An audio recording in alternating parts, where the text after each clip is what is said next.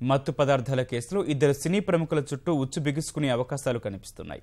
ఇప్పటివరకు సేకరించిన సాక్ష్యాల ఆధారంగా వారిపై కేసులు నమోదు చేసి అరెస్టు చేయవచ్చని తెలుస్తోంది. ఫోరెన్సిక్ నివేదిక వచ్చిన తర్వాతనే చర్యలు చేపట్టాలని సిట్ అధికారులు భావిస్తున్నారు. మరో ఇద్దరు ప్రముఖుల నుంచి నమూనాలు తీసుకునేందుకు న్యాయస్థానాన్ని ఆశ్రయించనున్నారు. మాదక ద్రవ్యాల కేసులో సినీ ప్రముఖుల విచారణలో వెలుగులోకొచ్చిన అంశాల పరిశీలన కార్యక్రమం చివరి దశకు చేరుకుంది.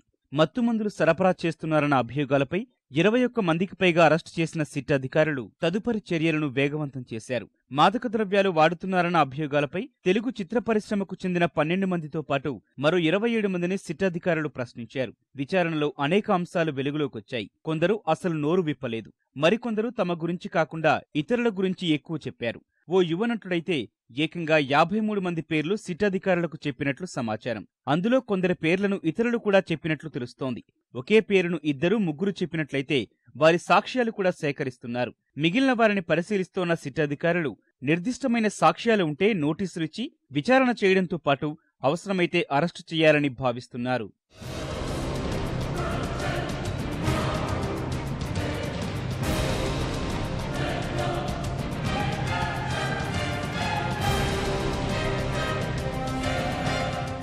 సిట్ విచారణ సందర్భంగా చిత్ర పరిశ్రమకు చెందిన కొందరు మత్తు పదార్థాలు వాడుతున్నట్లు ప్రత్యక్షంగానో పరోక్షంగానో అంగీకరించినట్లు తెలుస్తోంది.